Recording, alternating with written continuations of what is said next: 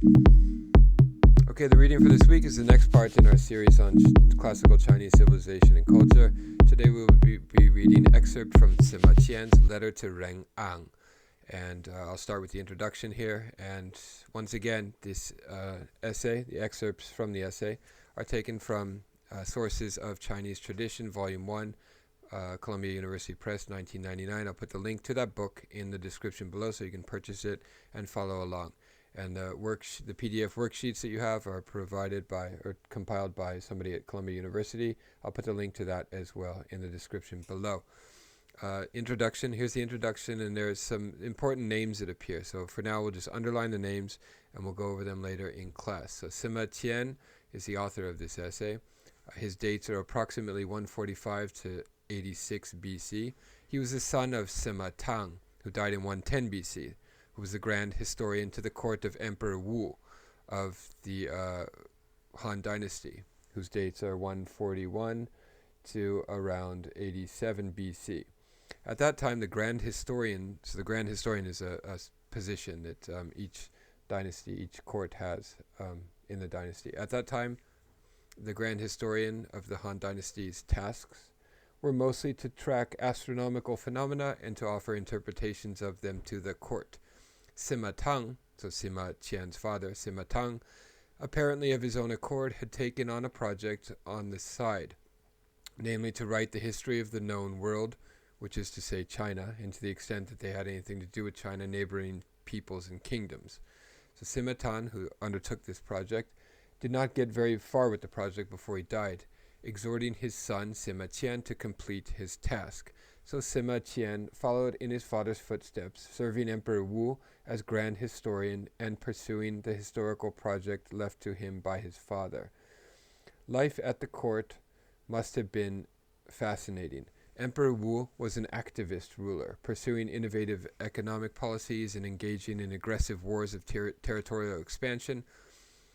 His government monopolized trade in salt, iron, and alcoholic beverages to generate revenue for military expenses. His armies conquered territories from Korea to Central Asia. So this is a time of imperial expansion for China, for the Han Dynasty. And we'll see another great period of imperial expansion in the Tang Dynasty several centuries later.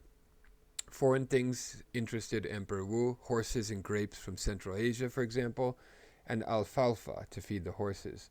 Most of Emperor Wu's military expeditions went well, but some did not.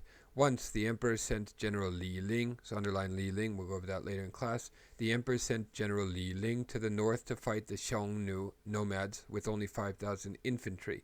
The idea was to lure the Xiongnu closer, then send in reinforcements and wipe them out. The luring part worked, but Li Ling was surrounded. The emperor did not send reinforcements. Li Ling's soldiers were slaughtered, and Li Ling surrendered.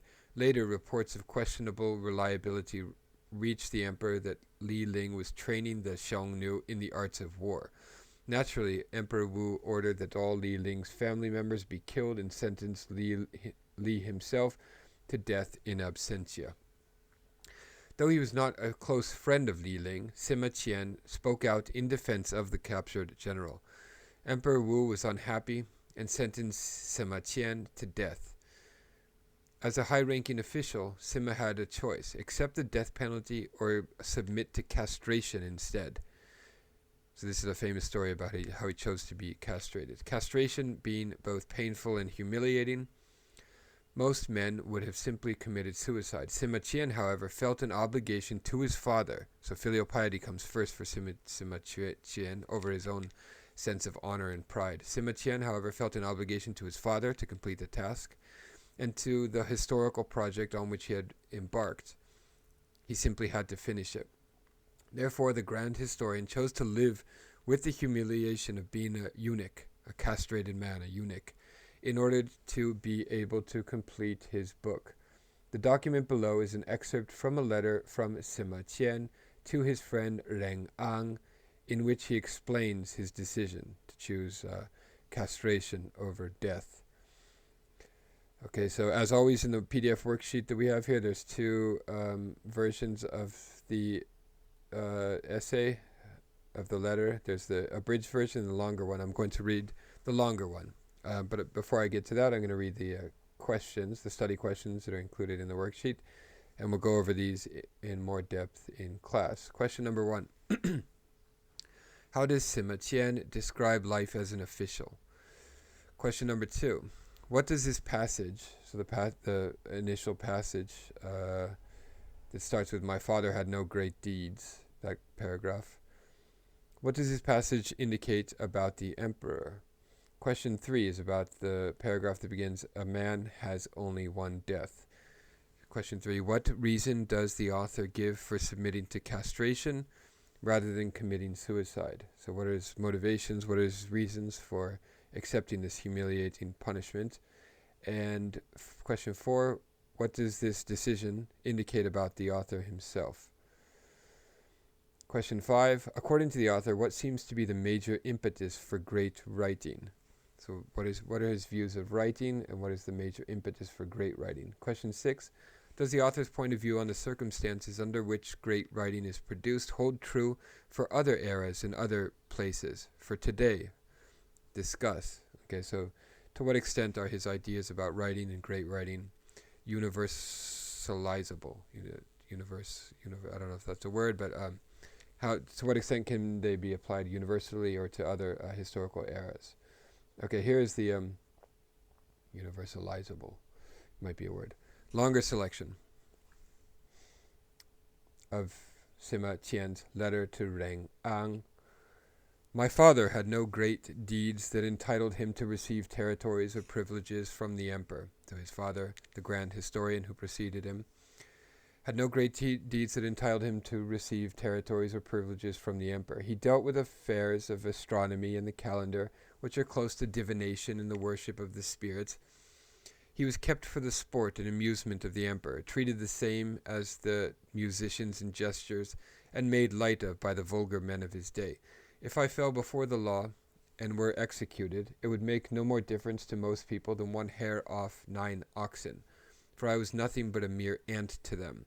The world would not rank me among those men who were able to die for their ideals, but would believe simply that my wisdom was exhausted by my great crime, that I had been unable to escape penalty, and in the end I had gone to my death. Why? Because all of my past actions had brought this on me, they would say. So in order to prevent that, he chooses castration over execution. A man has only one death.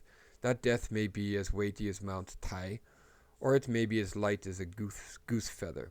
It all depends upon the way he uses it. It is the nature of every man to love light and hate death, to think of his relatives and look after his wife and children. Only when a man is moved by higher principles is this not so. Then there are things that he must do. The brave man does not always die for honor, while even the coward may fulfill his duty. Each takes a different way to exert himself. Though I might be weak and cowardly, I seek shamefully to prolong my life. Yet I know full well the difference between what ought to be followed and what rejected. How could I bring myself to sink into the shame of ropes and bonds? If even the lowest slave and scullery maid can bear to commit suicide, why should not one like myself be able to do what has to be done? So considers himself a great man who has this mission that he must fulfill before he dies. But the reason I have not refused to bear these ills, and have continued to live, dwelling among this filth, is that I grieve that I have things in my heart that I have not been able to express fully, and I am ashamed to think that after I am gone, my writings will not be known to posterity. So posterity is his main concern, the well-being of posterity, or the idea that posterity will receive his great writings, which will improve mankind, and he must finish this mission before he dies. Too numerous to record are the men of ancient times who were rich and noble, and whose names have yet vanished away. It is only those who were masterful and sure, the truly extraordinary men, who are still remembered. When the Earl of the West was imprisoned at Youli, he expanded the changes, the book of changes, the I Ching, the changes. Confucius was in distress, and he made the spring and autumn annals, the Qiu Qiu. Chu Yuan was banished, and he composed his poem Encountering Sorrow. After Zhou, lost his sight, he composed the narratives of the states. When Sun Tzu had had his feet amputated, he set forth the art of war. So Sun Tzu, who's the author of Art of War, continued after having his feet amputated. So even though these men experience great punishment, they still go on with their lives and do what they have to do, complete their missions.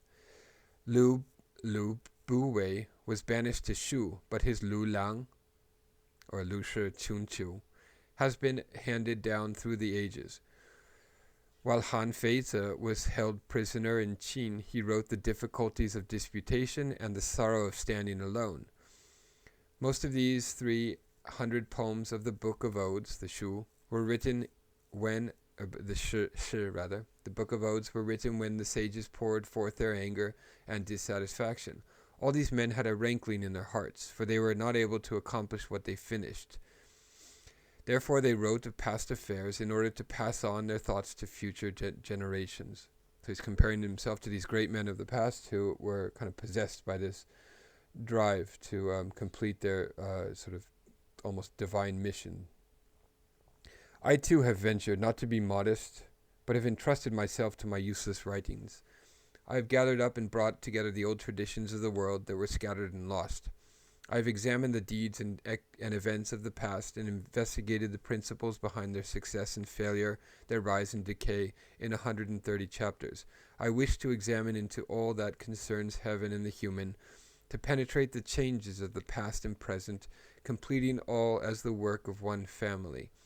But before I had finished my rough manuscript, I met with this calamity. It is because I regretted that it had not been completed that I submitted to the extreme penalty of being castrated without rancor.